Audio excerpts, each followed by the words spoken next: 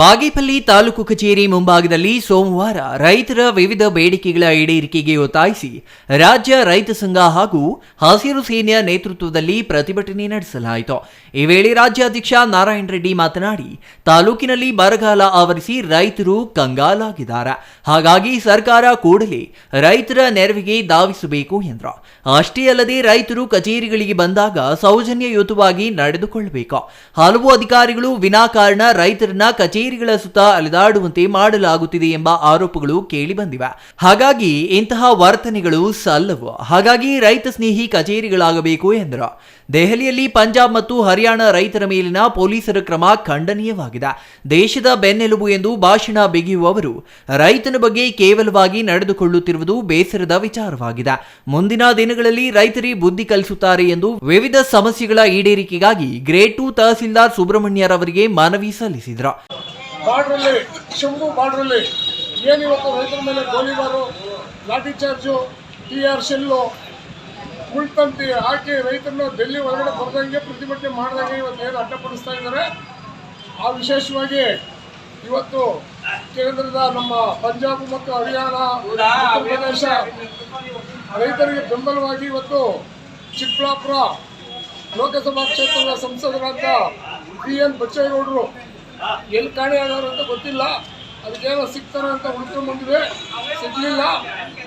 ಅವರು ಈಗ ಜಿಲ್ಲಾಧಿಕಾರಿಗಳ ಮೂಲಕ ಅವರಿಗೆ ನಾವು ಒಂದು ಪತ್ರವನ್ನು ಮನವಿ ಕೊಟ್ಟಿದ್ದೀವಿ. ಇಲ್ಲಿ ತಹಸೀಲ್ದಾರರು, ತಾಲೂಕು ದಂಡಾಧಿಕಾರಿಗಳು ಅದು ಏನು ಮಾಡ್ತಾರೆ ಅಂತ ಗೊತ್ತಿಲ್ಲ. ಮೋಸ್ಟ್ಲಿ ಅವ್ರು ಏನಿದು ಗಮನಕ್ಕೆ ಬಂದಿದೆಯೋ ಬಂದಿಲ್ಲ. ರೈತರು ಯಾರಾದರೂ ಏನಾದರೂ ಒಂದು ಖಾತೆ ಪಾಣಿ ವಿಷಯದಲ್ಲಿ ಅರ್ಜಿ ತಗೊಂಡೋದ್ರೆ ಇರೇ ಕೂತ್ಕೊಳ್ರಿ ಆಮೇಲೆ ಬರ್ತೀನಿ ನೋಡೋಣ ಅಂತೇಳಿ ಬೇಕಾಬಿಟ್ಟು ಉತ್ತರ ಕೊಡೋ ಅಂತ ಒಂದು ಸನ್ನಿವೇಶ ಇಲ್ಲಿ ನಿರ್ಮಾಣ ಆಗಿದೆ ಬಾಗೇಪಲ್ಲಿ ತಾಲೂಕಲ್ಲಿ.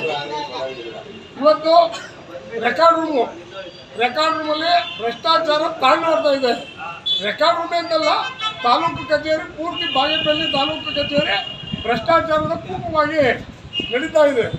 ಇದನ್ನು ತಾಲೂಕು ದಂಡಾಧಿಕಾರಿಗಳು ಒಂದು ವೇಳೆ ಸರಿಪಡಿಸುತ್ತಿದ್ದರೆ ಮುಂದಿನ 10-15 ದಿನಗಳೊಳಗಾಗಿ ಮಾಡಿಲ್ಲ ಅವರು ಅಂತ ಹೇಳಿದ್ರೆ ನಾವು ಮುಂದಿನ ಹೋರಾಟ ಇನ್ನೂ ದೊಡ್ಡದಾಗಿ ರೂಪಿಸಬೇಕಾಗುತ್ತೆ. ಈಗಾಗಲೇ ಜಿಲ್ಲಾಧಿಕಾರಿಗಳೇ ನಾವು ಸೂಕ್ಷ್ಮವಾಗಿ ತಿಳಿಸಿದ್ದೀವಿ.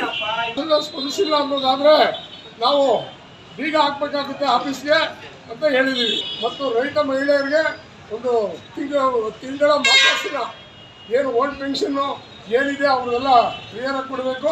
ಸುಮ್ಮನೆ 3 ತಿಂಗಳು ಅನಿಸೋದು, ಆಮೇಲೆ 4ನೇ ತಿಂಗಳಿಗೆ ನಿಮ್ಮದು ಸರಿಯಾಗಿಲ್ಲ, ಆಧಾರ್ ಕಾರ್ಡ್ ಲಿಂಕ್ ಇಲ್ಲ, 10 ಸಾವಿರ ಮಾಡ್ಕೊಂಡ್ರೆ ಅಂತ ಸುಳ್ಳು ಭರವಸೆಗಳು ನೀಡ್ತಾ ಇರೋದು ನಮ್ಮ ಗಮನಕ್ಕೆ ಬಂದಿದೆ. ಅದರಿಂದ ದಯವಿಟ್ಟು ಅಧಿಕಾರಿಗಳಿಗೆ ಎಚ್ಚೆತ್ಕೊಂಡ್ರೆ ಒಳ್ಳೆಯದು, ಇಲ್ಲಾಂದರೆ ಆಫೀಸ್ ಬೀಗ ಹಾಕಿ ದಿಗ್ಬಂಧನ ಮಾಡಬೇಕಾಗುತ್ತೆ ಅಂತ ನಾನು.